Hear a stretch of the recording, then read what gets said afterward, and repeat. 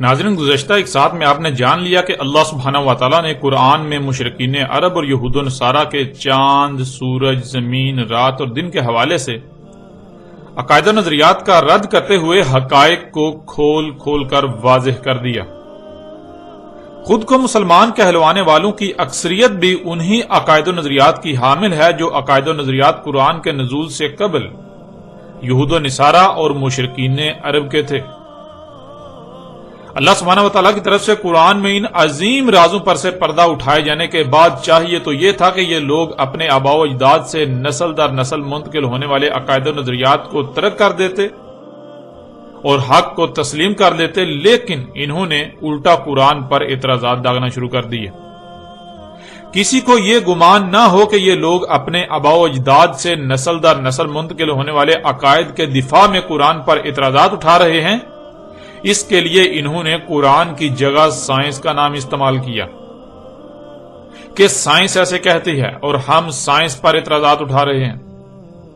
حالانکہ حقیقت تو یہ ہے کہ سائنس تو آج ان رازوں پر سے پردہ اٹھا رہی ہے، قرآن نے تو آج سے 14 صدیاں قبل ان حقائق سے پردہ اٹھا دیا تھا۔ تب سے لے کر آج تک یہ قرآن کی بات کا رد کرتے رہے، لیکن آج جب ان کے اپنے ہی ہاتھوں سائنس کے نام پر انہی حقائق کو ان کے بالکل سامنے لا رکھا گیا تو رد آج بھی یہ قرآن ہی کا کر رہے ہیں، نہ کہ سائنس کا۔ اعتراضات یہ آج بھی قرآن پر ہی اٹھا رہے ہیں، سائنس تو محض آج ایک بہانہ ان کے ہاتھ آ گیا۔ اب ان کی بدبختی یہ ہے کہ اللہ سبحانہ و تعالیٰ کو پہلے ہی علم تھا کہ یہ لوگ اپنی آنکھوں سے دیکھ لینے کے باوجود بھی آپس کی ضد، حسد، بغض اور دشمنی کی وجہ سے اختلاف ہی کریں گے، اعتراضات ہی اٹھائیں گے، تو اللہ سبحانہ و تعالیٰ نے ان کے اٹھائے جانے والے اعتراضات کے پہلے ہی قرآن میں جوابات بھی دے دیے تھے۔ تو ناظرین، اب بات کریں گے ان کی طرف سے اٹھائے جانے والے اعتراضات اور اللہ سبحانہ و تعالیٰ کی طرف سے قرآن میں ان کے اعتراضات کے جوابات پر۔ آتے ہیں ان کے اعتراضات کی طرف۔ ان کا کہنا ہے کہ اگر زمین گیند کی طرح گول ہے تو اس پر ہر شے ٹھہرے کیوں ہوئی ہے؟ اشیاء کو تو سرک سرک کر نیچے گرنا چاہیے، کوئی شے نہیں ہل رہی، اس کا مطلب ہے کہ زمین گول نہیں بلکہ چپٹی ہے۔ پھر ان کا دوسرا اعتراض یہ ہے کہ زمین اگر اپنے ہی محور پر گھوم رہی ہے اور سورج، چاند سمیت تمام کے تمام ستاروں سیاروں کے ساتھ اپنے مدار میں انتہائی تیزی سے سفر کر رہی ہے، انتہائی تیز رفتاری سے سفر کرتے ہوئے آگے اپنی اجل مسمى کی طرف بڑھ رہی ہے، تو کوئی شے ہلتی کیوں نہیں؟ کسی شے کا نہ ہلنا یہ ثابت کرتا ہے کہ زمین حرکت نہیں کر رہی بلکہ زمین ساکت ہے۔ پھر ان کا تیسرا اعتراض یہ ہے کہ اگر زمین گول ہے اور اپنے ہی محور پر گھوم رہی ہے، حرکت کر رہی ہے، تو پھر مثال کے طور پر آپ نے اگر جاپان جانا ہے تو جاپان جانے کے لیے آپ کو جہاز کو اڑا کر آگے لے جانے کی ضرورت نہیں ہے، بلکہ جہاز کو تھوڑا اوپر ہوا میں بلند کریں، کچھ ہی دیر میں زمین گھوم کر جاپان آ جائے تو جہاز کو نیچے اتار لیں۔ اور اگر ایسا نہیں ہوتا تو اس کا مطلب یہ ہے کہ زمین حرکت نہیں کر رہی بلکہ زمین ساکت ہے۔ زمین ساکت ہے، اسی وجہ سے تو اگر آپ جہاز ہوا میں بلند کرتے ہیں تو وہ واپس نیچے وہیں پر اترے گا جہاں سے اوپر کیا تھا، اوپر ہوا میں اٹھایا تھا۔ پھر چوتھا اعتراض کہ جب جہاز اڑتا ہے اور 40,000 فٹ کی بلندی پر جا کر سفر کرتا ہے اور پھر بالکل سیدھے سفر کرتا ہے ناک کی سیدھ پر، تو زمین اگر گول ہوتی تو جیسے جیسے جہاز آگے بڑھے تو جہاز کا زمین سے فاصلہ بڑھتے جانا چاہیے، یوں جہاز کو خلا میں چلے جانا چاہیے، لیکن جہاز مسلسل 10-12 گھنٹے پرواز کرتا ہے، اس کے باوجود جہاز 40,000 فٹ کی بلندی پر ہی رہتا ہے، ایسے جیسے کہ کوئی سپاٹ شے پر سفر کر رہا ہے۔ اور ایسا اس لیے ہو سکتا ہے کیونکہ زمین گول نہیں بلکہ چپٹی ہے، سپاٹ ہے۔ ناظرین، کے مزید اعتراضات بھی ہیں، لیکن ہم ان 4 اعتراضات کو پہلے آپ کے سامنے رکھیں گے، ان چاروں اعتراضات کے جوابات کو آپ کے سامنے رکھیں گے، اس کے بعد اگلے اعتراضات پر بات کریں گے۔ اس وقت آپ کو سکرین پر آیات نظر آ رہی ہیں، ان میں لفظ استعمال ہوا ہے مہدن، ماہدون، مہاد، اور ناظرین مہد کے معنی ہے اپنی طرف کھینچے رکھنا، اپنی طرف سمیٹے رکھنا۔ سورہ طٰہٰ کی آیت نمبر 53 اور سورہ زخرف کی آیت نمبر 10 میں اللہ سبحانہ وتعالی نے کہا الذی جعل لکم الارض مہدا، اسی ذات نے کر دیا تمہارے لیے ارض کو اپنی طرف کھینچے رکھنے والی، اپنی طرف سمیٹ کر رکھنے والی۔ پھر اس طرح اگلی آیت سورہ زاریات کی آیت نمبر 48 والارض فرشناها فنعم الماہدون، اور ارض تھی فرش بنا دیا یعنی رہنے کے قابل بنا دیا، پس کیا ہی زبردست ہر شے کو اپنی طرف کھینچ کر رکھنے والی، سمیٹ کر رکھنے والی۔ پھر اسی طرح اللہ سبحانہ وتعالی نے سورہ نبا کی آیت نمبر 6 میں کہا الم نجعل الارض مہادا، کیا ہم نے نہیں کر دیا ارض کو ایسا کہ ہر شے کو اپنی طرف کھینچے رکھنے والی، اپنی طرف سمیٹے رکھنے والی۔ ناظرین ان آیات میں اللہ سبحانہ وتعالی نے بہت ہی صراحت کے ساتھ ان کے چاروں اعتراضات کے جوابات دے دیے۔ آپ گزشتہ ایک ساتھ میں یہ بات جان چکے ہیں کہ اللہ سبحانہ وتعالی نے مختلف پہلوؤں سے پھیر پھیر کر یہ بات واضح کر دی کہ زمین گیند کی طرح گول ہے،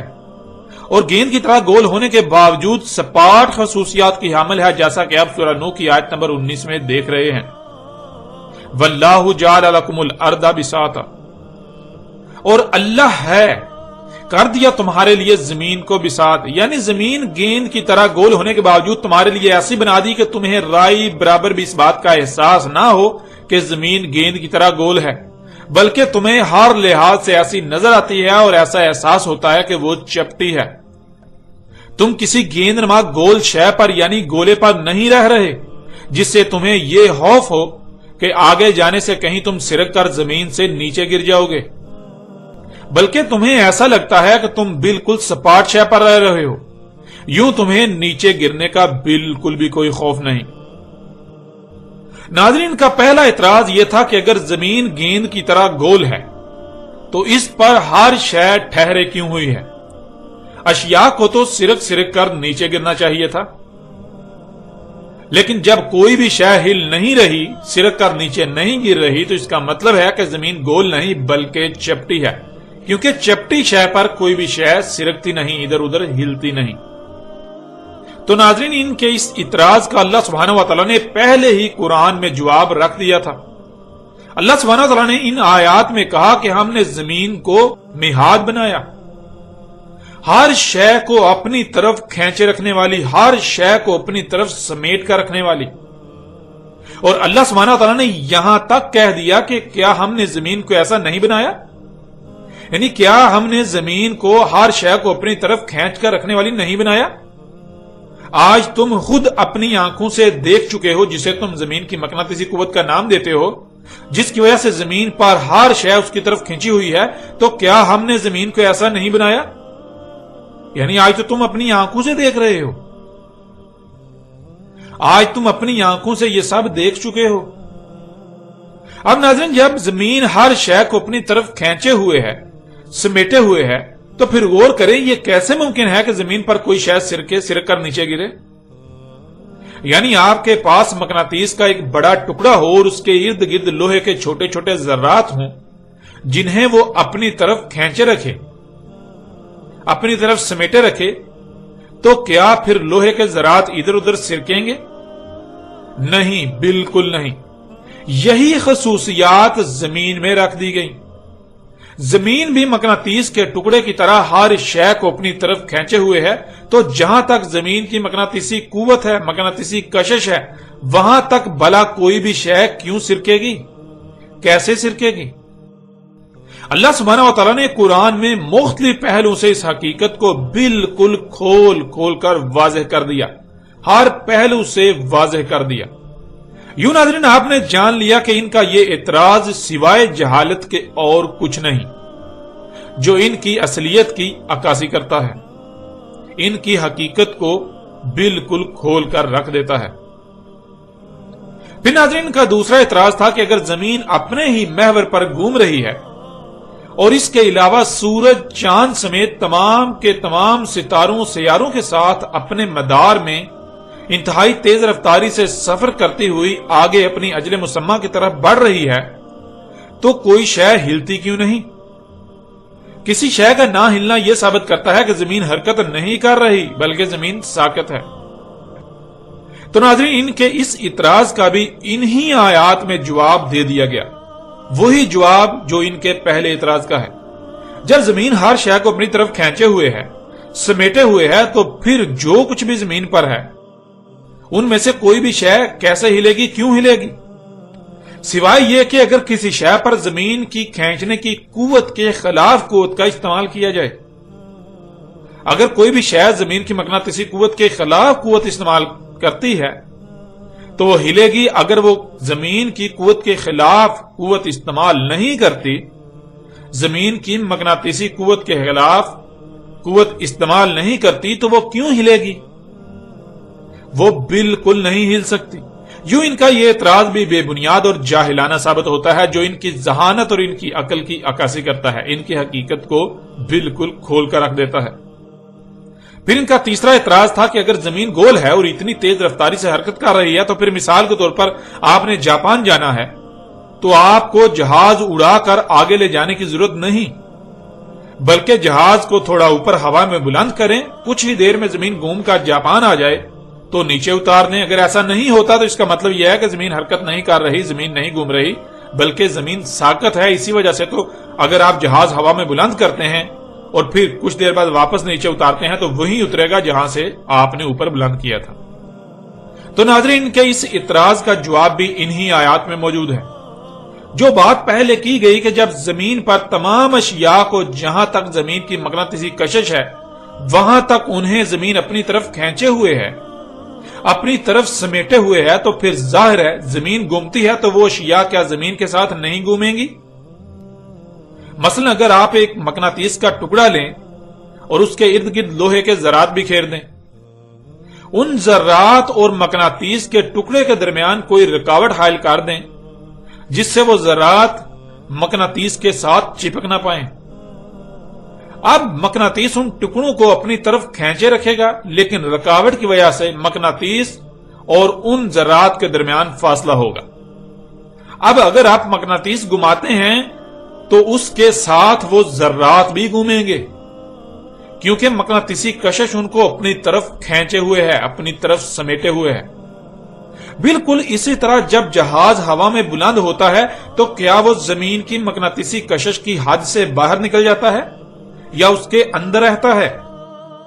اگر وہ زمین کی مقناطیسی کشش کی حد کے اندر رہتا ہے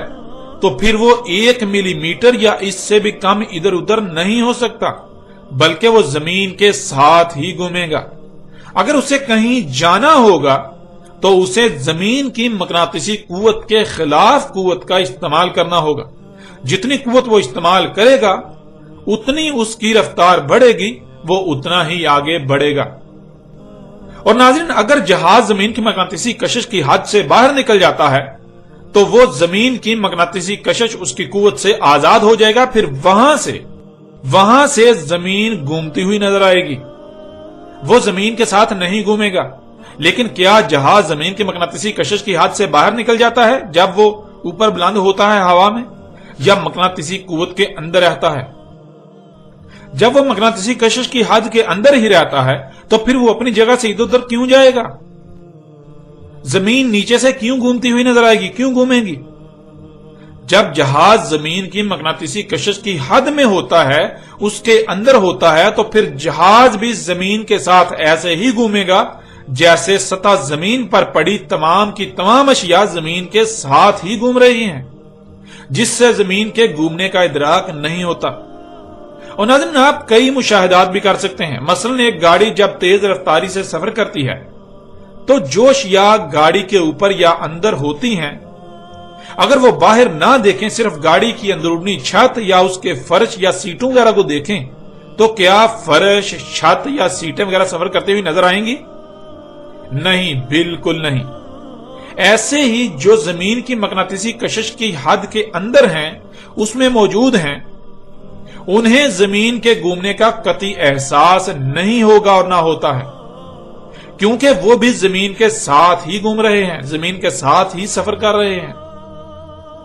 یہاں تک کہ اگر آپ کسی گاڑی کی چھت پر سوار ہوں جو 100 کلومیٹر یا اس سے بھی زائد رفتار سے چل رہی ہو، تو اگر آپ بالکل سیدھا اوپر آسمان کی طرف کوئی شے پھینکیں، اسے واپس آنے میں، یعنی اوپر جانے اور واپس آنے میں کئی سیکنڈ لگیں گے، کچھ وقت لگے گا۔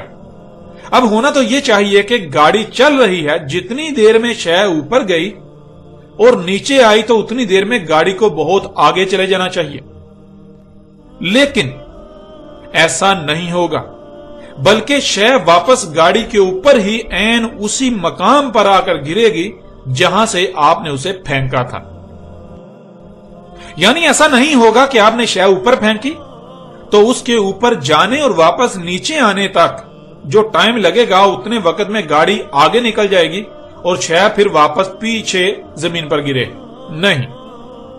ایسا اس لیے نہیں ہوگا کہ جب آپ نے شے اوپر پھینکی تو آپ نے تو صرف اوپر پھینکنے کی قوت استعمال کی، مگر آپ ذرا غور کریں کہ آپ ایک گاڑی پر سوار ہیں اور گاڑی ایک رفتار سے چل رہی ہے، یعنی آگے کو قوت استعمال کر رہی ہے۔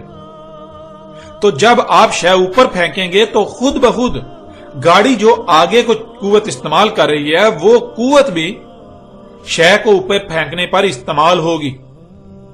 یوں نہ صرف وہ شے اوپر کو سفر کرے گی، اوپر کو جائے گی، بلکہ وہ جس رفتار سے گاڑی آگے چل رہی ہے اسی رفتار سے آگے بھی سفر کرے گی۔ یوں وہ واپس وہیں آئے گی جہاں گاڑی ہوگی۔ اور ایسا اس لیے ہوتا ہے کیونکہ زمین ہر شے کو اپنی طرف کھینچے ہوئے، اپنی طرف سمیٹے ہوئے ہے۔ کوئی شے آگے پیچھے یا اوپر تب ہی جائے گی جب وہ زمین کی مقناطیسی قوت کے خلاف قوت استعمال کرے گی۔ یوں ناظرین، ان کا یہ اعتراض بھی انتہائی جاہلانہ اور بے بنیاد ثابت ہو جاتا ہے،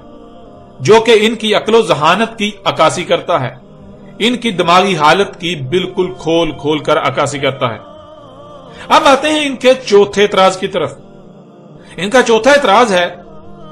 کہ جب جہاز اڑتا ہے اور 40,000 فٹ کی بلندی پر جا کر سفر کرتا ہے اور بالکل سیدھے سفر کرتا ہے تو زمین اگر گول ہوتی تو جیسے جیسے جہاز آگے بڑھے تو جہاز کا زمین سے فاصلہ بڑھتے جانا چاہیے، یوں جہاز کو خلا میں چلے جانا چاہیے، لیکن جہاز 10-12 گھنٹے یا اس سے بھی زائد مسلسل پرواز کرتا ہے تو 40,000 فٹ پر ہی رہتا ہے۔ اور ایسا صرف اور صرف اس لیے ہو سکتا ہے کیونکہ زمین گول نہیں بلکہ چپٹی ہے۔ تو ناظرین، اس کا بھی وہی جواب ہے کہ جب زمین کو اللہ سبحانہ و تعالی نے مہاد کیا، یعنی زمین ہر شے کو اپنی طرف کھینچے ہوئے ہے، تو پھر جب جہاز اوپر کو اڑنے کے لیے قوت استعمال کرتا ہے تو اسے زمین کی مقناطیسی قوت کے خلاف قوت استعمال کرنا پڑے گی۔ جتنی قوت وہ استعمال کرے گا اتنا ہی اوپر جائے گا۔ اب اگر جہاز 40,000 فٹ کی بلندی پر جا کر مزید اوپر جانے کی قوت استعمال ترک کر دیتا ہے اور جتنی قوت سے وہ 40,000 فٹ کی بلندی پر ٹھہر سکتا ہے صرف اتنی ہی استعمال کرتا ہے اور پھر آگے کو سفر کرتا ہے، تو پھر خواہ وہ 1 منٹ آگے کو سفر کرے یا 1,00,000 سال، یا وہ جتنا جی چاہے آگے کو سفر کرتا رہے، اڑتا رہے، اس کا نہ تو زمین سے فاصلہ کم ہوگا نہ ہی زیادہ، کیونکہ زمین ہر شے کو اپنی طرف کھینچے ہوئے ہے۔ اگر وہ اس قوت میں کمی کرے گا تو زمین اسے اتنا ہی نیچے کھینچ لے گی، اگر قوت میں اضافہ کرے گا تو اس کا زمین سے فاصلہ بڑھے گا، لیکن اگر وہ کسی خاص فاصلے پر جا کر اضافی قوت کا استعمال ترک کر دیتا ہے، صرف اتنی ہی قوت استعمال کرتا ہے جتنی سے وہ اس بلندی پر رہ سکے، ٹھہر سکے، تو خواہ وہ لاکھوں کلومیٹر آگے بڑھتا رہے،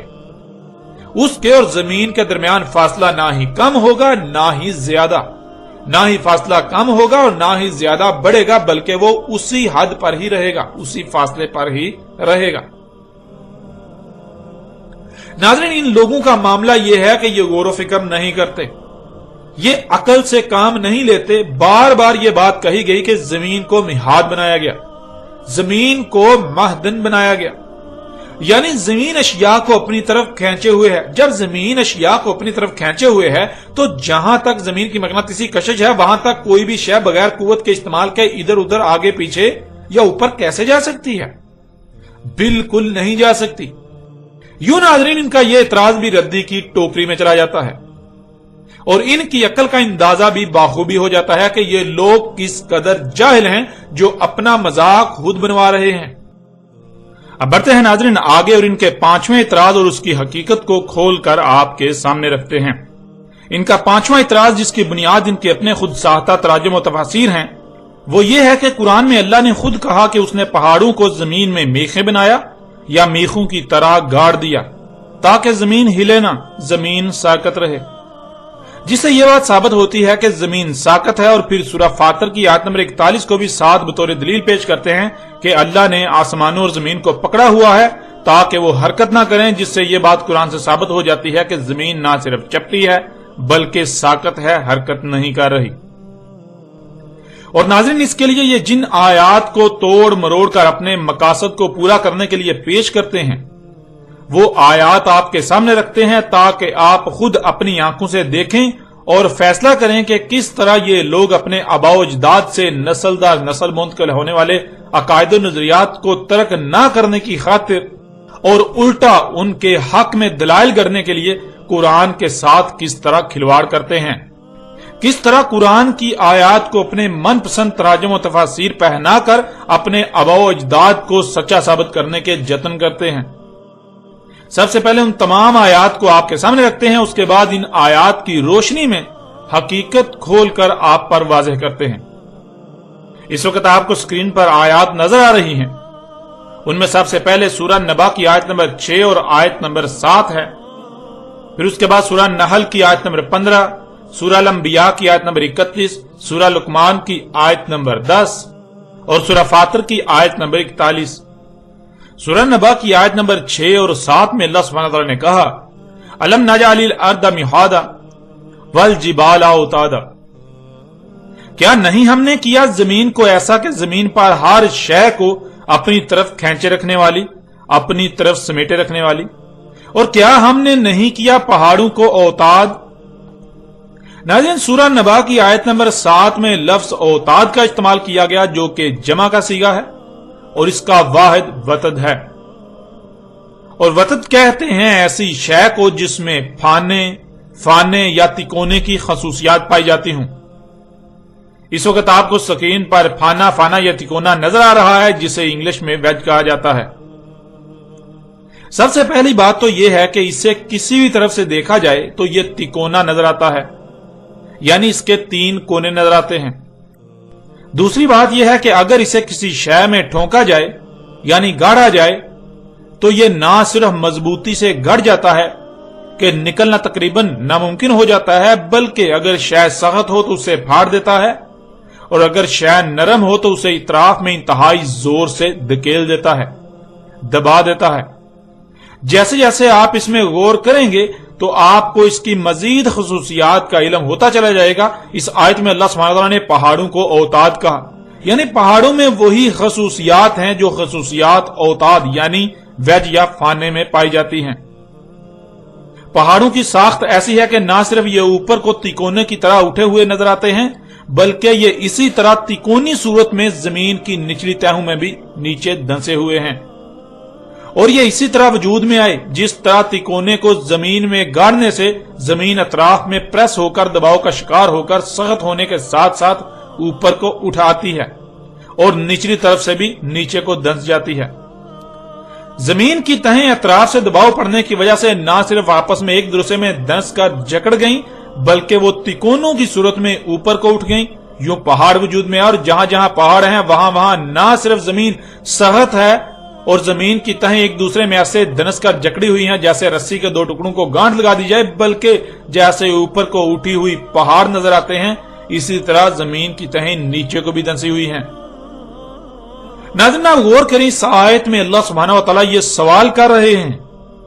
کہ کیا ہم نے پہاڑوں کو اوتاد نہیں کیا؟ تو اب سوال یہ پیدا ہوتا ہے کہ آخر اللہ سبحانہ وتعالی ایسا کیوں کہہ رہے ہیں؟ ایسا کن کو کہا جائے گا؟ ایسا کن کو کہا جا سکتا ہے؟ کیا ایسا ان کو کہا جا سکتا ہے جو پہاڑوں کے بارے میں بالکل بھی علم نہ رکھتے ہوں، جو پہاڑوں کے بارے میں بے علم ہوں؟ یا صرف اور صرف انہی کو کہا جا سکتا ہے جو پہاڑوں کے بارے میں علم رکھنے والے ہوں، جن پر پہاڑوں کی ساخت و تخلیق کے راز کھل چکے ہوں؟ ناظرین ایسا تو صرف انہی کو کہا جا سکتا ہے جن پر پہاڑوں کی تخلیق کے راز کھل چکے ہوں، اور انہی کو کہا گیا۔ اور پھر ناظرین دیکھیں اگلی آیات میں اللہ سبحانہ وتعالی نے کیا کہا۔ اس وقت آپ کو سکرین پر 3 آیات نظر آ رہی ہیں، سورہ نحل کی آیت نمبر 15، سورہ الانبیاء کی آیت نمبر 31، سورہ لقمان کی آیت نمبر 10۔ ناظرین ان آیات میں لفظ تمہید کا استعمال کیا گیا۔ اس میں اصل لفظ مید ہے اور اس کے شروع میں تے کا اضافہ ہے۔ تے زمین کے کسی عمل کا اظہار کر رہی ہے جس عمل کا تعلق مید سے ہے، اور مید عربی میں کہتے ہیں پھسل کر بہ پڑنے کو، یعنی لینڈ سلائیڈنگ کو۔ سورہ نحل آیت نمبر 15 میں اللہ سبحانہ وتعالی کا کہنا ہے، اور اوپر سے ڈال دی زمین میں چوٹیاں اس لیے کہ تمہارے ساتھ کہیں زمین پھسل نہ جائے، اس وجہ سے جو وہ عمل انجام دے رہی ہے۔ زمین کی تہیں پانی کی طرح بہ نہ پڑے، یعنی لینڈ سلائیڈنگ نہ ہو۔ پھر آگے سورہ الانبیاء کی آیت نمبر 31 میں اللہ سبحانہ وتعالی کہتے ہیں، اور کر دی ہم نے زمین میں چوٹیاں اس لیے کہ تمہارے ساتھ کہیں زمین پھسل نہ جائے، اس وجہ سے کہ جو وہ عمل انجام دے رہی ہے۔ زمین کی تہیں پانی کی طرح بہ نہ پڑے، یعنی لینڈ سلائیڈنگ نہ ہو۔ پھر سورہ لقمان کی آیت نمبر 10، اس میں اللہ سبحانہ وتعالی کا کہنا ہے، اور اوپر سے ڈال دی زمین میں چوٹیاں اس لیے کہ تمہارے ساتھ کہیں زمین پھسل نہ جائے، اس وجہ سے جو وہ عمل انجام دے رہی ہے۔ زمین کی تہیں پانی کی طرح بہ نہ پڑے، یعنی لینڈ سلائیڈنگ نہ ہو۔ اب ناظرین غور کرنے والی بات تو یہ ہے کہ آخر زمین کا وہ کون سا عمل ہے، زمین ایسا کون سا عمل انجام دے رہی ہے جس کی وجہ سے زمین کی تہیں پھسل کر پانی کی طرح بہ سکتی ہیں، یعنی لینڈ سلائیڈنگ ہو سکتی ہے، جسے روکنے کے لیے رواسی یعنی زمین پر جو چوٹیاں نظر آتی ہیں وہ کی گئیں، جنہیں آپ پہاڑ کہتے ہیں، عربی میں جبال کہا جاتا ہے۔ اور سورہ نبا کی آیت نمبر 7 میں یہ بات بھی بالکل کھل کر واضح ہو چکی کہ جبال یعنی پہاڑوں کو اوتاد کہا گیا۔ پہاڑ اس طرح وجود میں آئے کہ جب زمین تکمیلی کے مراحل سے گزر رہی تھی اور خلا سے شہابیوں کی بارشیں ہو رہی تھیں، جس سے زمین کی اوپری تہیں وجود میں آ رہی تھیں، تو زمین کے گھومنے کی وجہ سے ان تہوں پر دباؤ پڑتا، بالکل ایسے ہی جیسے آپ کسی گاڑی پر سوار ہوتے ہیں، جب گاڑی آگے کو چل رہی ہوتی ہے تو آپ پر پیچھے کو دباؤ پڑتا ہے۔ اگر آپ کسی شے کو مضبوطی سے پکڑے ہوئے نہ ہوں تو آپ پیچھے کو پھسل جائیں گے۔ بالکل ایسے ہی جب زمین کی یہ تہیں وجود میں آ رہی تھیں، زمین کے اپنے ہی محور پر گھومنے کی وجہ سے ان تہوں پر دباؤ پڑنے کی وجہ سے یہ نہ صرف آپس میں ایک دوسرے میں جگہ جگہ سے دنس گئیں، بلکہ تکونوں کی طرح اوپر کو بھی اٹھ کر پہاڑ وجود میں آئے گئے، اور نیچے کو بھی اسی طرح یہ نچلی تہوں میں دنس گئیں، جس سے ان کا سرکنا، ان کا پھسلنا رک گیا، ان کا پھسلنا بند ہو گیا، زمین پر لینڈ سلائیڈنگ کا خدشہ ختم ہو گیا۔ اب ناظرین پہلی بات تو یہ ہے کہ جن آیات سے یہ زمین کے ساکت ہونے کی دلیل اخذ کر رہے ہیں، وہ آیات تو خود چیخ چیخ کر اس بات کا اعلان کر رہی ہیں کہ زمین حرکت کر رہی ہے۔ زمین کے حرکت کرنے کی وجہ سے زمین کی اوپر والی تہیں لرزیں نہ، ہلیں نہ، ان کو لرزنے سے ہلنے سے بچانے کے لیے پہاڑوں کو اوتاد کیا گیا۔ اور دوسری بات یہ ہے کہ ان آیات کے من چاہے تراجم و تفاسیر کا عربی متن کے ساتھ دور دور تک کوئی تعلق نہیں، جن تراجم و تفاسیر کی بنیاد پر یہ اپنے آباء و اجداد سے منتقل ہونے والے عقائد و نظریات کو سچا ثابت کرنے کے لیے آج تک سر توڑ اور ناکام کوششیں کرتے رہے اور آج بھی کر رہے ہیں۔ اب ناظرین سوال تو الٹا ان لوگوں سے بنتا ہے کہ جب ان کے بقول زمین ساکت ہے تو پھر سوال یہ پیدا ہوتا ہے کہ زمین میں پہاڑوں کو میخوں کی طرح کیوں گاڑا گیا۔ ان کا کہنا ہے کہ زمین میں پہاڑوں کو بطور میخیں گاڑ دیا تاکہ زمین حرکت نہ کرے، تو سوال یہ پیدا ہوتا ہے کہ جب زمین ہے ہی ساکت، جب زمین ان کے مطابق تھی ہی ساکت، تو پھر میخیں گاڑنے کی ضرورت پیش کیوں آئی؟ ناظرین ذرا غور کریں، اگر کوئی شے ساکت ہو تو اس پر پڑی اشیاء کو مضبوطی سے باندھنے کی ضرورت پیش آئے گی کہ کہیں اشیاء پھسل کر بہ نہ پڑیں؟ اور اگر اشیاء کو مضبوطی سے باندھا جاتا ہے تو کیوں باندھا جائے گا؟ مثلا آپ ایک گاڑی ہی کی مثال لے لیں، اگر گاڑی ایک جگہ پر ساکت کھڑی رہے اور اس پر سامان لادا ہوا ہو تو کیا سامان باندھنے کی ضرورت پیش آئے گی؟ اور اگر سامان کو مضبوطی سے باندھا جاتا ہے تو آخر کیوں باندھا جائے گا؟ इसी लिए कि जब गाड़ी चले तो कहीं सामान गाड़ी चलने की वजह से दबाव पड़ने से फिसलकर इधर उधर न गिर पड़े, पीछे को बहकर गिर न पड़े। इसलिए नाज़रीन, अगर यह कहा जाता कि जमीन हरकत कर रही है और पहाड़ों को बतौर मीखों के गाड़ दिया, तो फिर यह बात समझ आती है कि इसलिए गाड़ा गया ताकि जमीन के हरकत करने से जमीन पर उथल पुथल ना हो, जमीन की तहें बह ना पड़े, जमीन की तहें फिसल ना पड़े, जिससे जमीन पर तबाहियां आती रहें, लैंड स्लाइडिंग ना होती रहे, अशिया इधर से उधर ना गिरें, इधर उधर ना हो। इसलिए जमीन की तहों को जामद करने के लिए ऐसा किया गया। नाज़रीन, जमीन की तहों में गौर करें तो आप देखेंगे कि जमीन की तहों पर जगह जगह किनारे हैं, किनारों के आगे गड़े हैं, यानी आगे तहें नहीं हैं बल्कि गहराइयां आ जाती हैं। तहों का तसलसल ना होने की वजह से यूं जमीन पर बड़े बड़े गड़े हैं जिनमें पानी भरा हुआ है, जिन्हें आप समंदर कहते हैं। जमीन की तहों को अगर पहाड़ों के वजूद लाने से जामद ना किया जाता तो ये तहें हर वक्त जगह जगह से टूटकर फिसल फिसल कर किनारों की तरफ बहती रहती और जमीन हर लम्हे कहीं ना कहीं से लैंडस्लाइडिंग का शिकार रहती और यूं बिल आखिर सारी खुश्की बह बह कर पानियों में चली जाती और जमीन पर पानी ही पानी हो जाता, खुश्की का एक जर्रा भी ना रहता। इसी से महफूज रखने के लिए पहाड़ों को औताद किया गया। ये तमाम तर हकायक चीख चीख कर इस बात को आप पर वाजे कर रहे हैं कि जमीन साकत नहीं बल्कि जमीन हरकत कर रही है, जैसा कि गुज़श्ता एक साथ में तफसील से बात हो चुकी। यूं नाज़रीन, इनके इस इतराज और इनकी अकल का पर्दा भी चाक हो गया। अब आते हैं नाज़रीन उस आयत की तरफ जिस आयत को बुनियाद बनाकर ये लोग कहते हैं